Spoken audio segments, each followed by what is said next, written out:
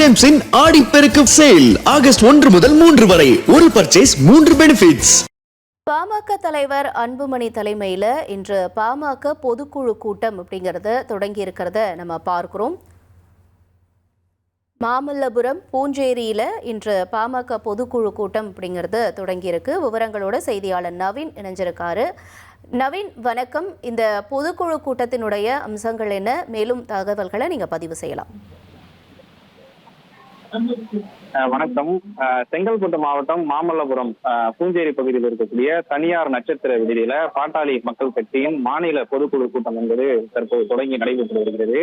பாமக தலைவர் அன்புமணி ராமதாஸ் தலைமையில நடைபெறும் இந்த கூட்டத்துல பொதுச் செயலாளர் வடிவேல் ராவணன், பொருளாளர் திலகம்மா, சட்டமன்ற உறுப்பினர்கள் சௌமியா அன்புமணி உள்ளிட்ட முக்கிய நிர்வாகிகள் இந்த பொதுக்குழு கூட்டத்துல கலந்து கொண்டிருக்கிறார்கள்.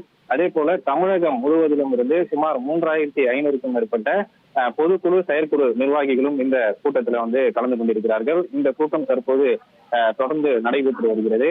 இந்த கூட்டத்துல மீண்டும் அன்புமணி ராமதாஸ் தலைவராக தேர்ந்தெடுப்பதற்கான வாய்ப்புகள் அதிகமாக இருக்கின்றன.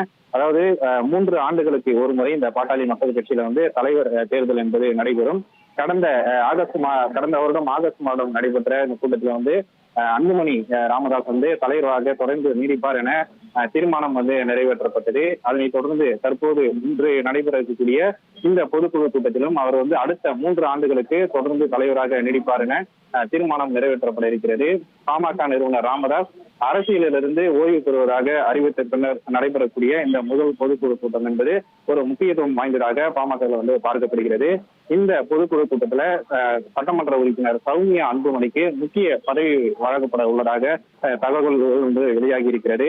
அதே போல பாமக நிறுவனர் ராமதாஸிற்கு ஆதரவு தெரிவித்திருந்து இந்த தொடர்ந்து பிரச்சனைகளில் ஈடுபட்டு வந்திருந்த நிர்வாகிகளை மீண்டும் கட்சியில் இணைப்பது குறித்து இந்த பொதுக்குழுவில் கருத்து கேட்கப்பட உள்ளதாக தகவல்கள் வெளியாகி இருக்கிறது. அதே போல மேகதாது, காவிரி நதிநீர் பிரச்சனை உள்ளிட்ட பல்வேறு பிரச்சனைகள் குறித்து முக்கிய தீர்மானங்களை இந்த பொதுக்குழுவில் கொண்டு வரப்படலாம் என எதிர்பார்க்கப்படுகிறது. டார்லிங் ஜேம்ஸின் ஆடிப்பெருக்கு சேல் ஆகஸ்ட் 1 முதல் 3 வரை ஒரு பர்ச்சேஸ் 3 பெனிஃபிட்ஸ்.